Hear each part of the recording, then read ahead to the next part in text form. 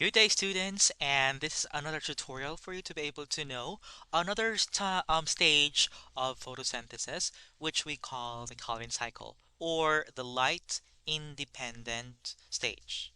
Okay, so before we start the tutorial for the Calvin cycle, we have to know first the terms in terms of the cycle itself. So first things first, the RUBP, which is the ribulose bisphosphate. One ribulose bisphosphate has five carbon molecules. Remember that? And then we also have three PGAs. It is called phosphoglycerate. It has three carbon molecules. ATP, on the other hand, is the adenosine triphosphate, and ADP is the adenosine diphosphate. NADPH is called nicotinamide adenine dinucleotide phosphate, and G3B, which is glyceraldehyde 3 phosphate, which also has three carbon molecules. Okay, so we remember that light-dependent stage has a product of oxygen, which will then be released outside the plant cell to be able to be inhaled by humans, and it also produces ATP and the ATP synthase and NADPH. Here we go. And these components will be used for our light independent reaction. Light independent stage. Okay, and so there they are, as you can see it right here. Now, a cycle, as we all know, that a cycle is a continuous stage in which it goes over again and again and again from step 1 to step 4, going back to step 1. Now let's start with the four steps of Calvin cycle. Let's get to know them first. We have the carbon fixation, we have the reduction phase, we have the carbohydrate formation or the glucose, and we have the regeneration phase. Let's start with the carbon fixation. So let's say carbon dioxide enters from outside the plant. And we have to consider that carbon dioxide has only one carbon. So I will write C, one C right here.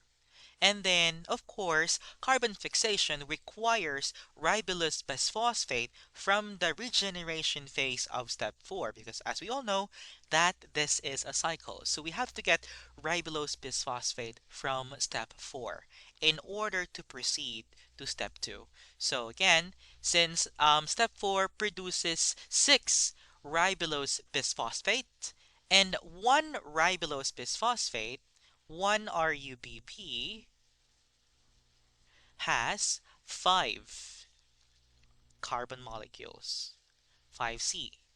Let's say I will write it like this: 1, 2, 3, 4, 5.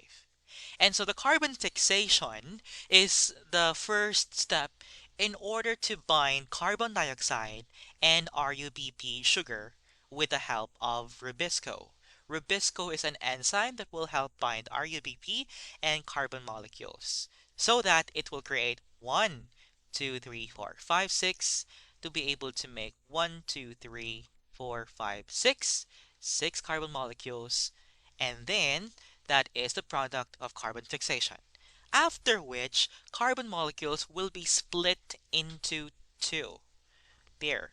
So, these carbon molecules are being split and they're called PGA. We have two PGAs right here. Specifically, it's called 3 PGA because it's 3 carbon molecules right here. 1, 2, 1, 2. Okay, so remember, we still have 6 carbon molecules here. And now they're being split into two, which is called 3-PGA. It's phosphoglycerate. Next, the step number 2 is the reduction phase. Reduction phase is when we are going to use ATP for energy, and then NADPH will supply hydrogen ions for the PGA or the phosphoglycerate. The phosphoglycerate goes down into the cycle and the 3-PGA will be converted into G3P.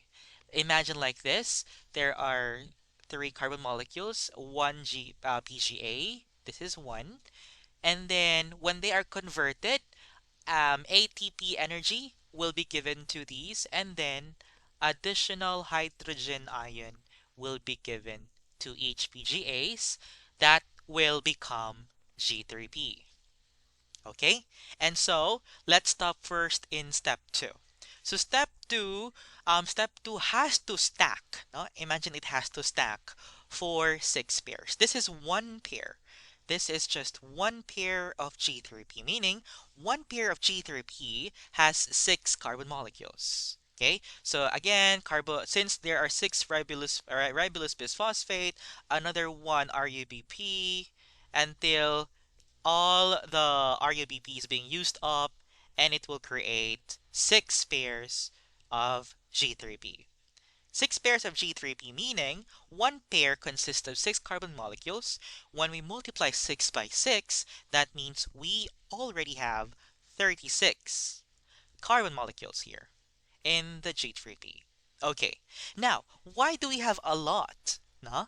Um, Come to think of it, that 6 other carbon molecules right here, we have to minus it with 6. The 6 carbon molecules will be used for the glucose formation, okay?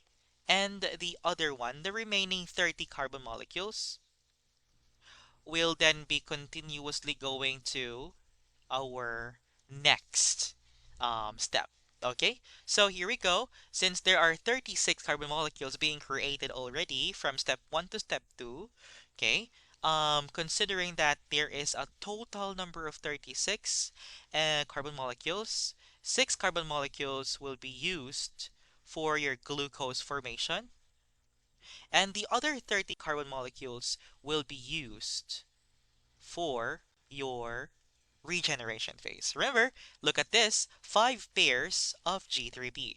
5 times 6, that is 30 carbon molecules. Okay, now, since the energy is being used up to produce glucose, we still need another energy from the ATP for the next step. So G3P plus ATP used to make RUBP so that it will continuously make RUBP, or 6 molecules of ribulose bisphosphate. And then the cycle goes back again and again.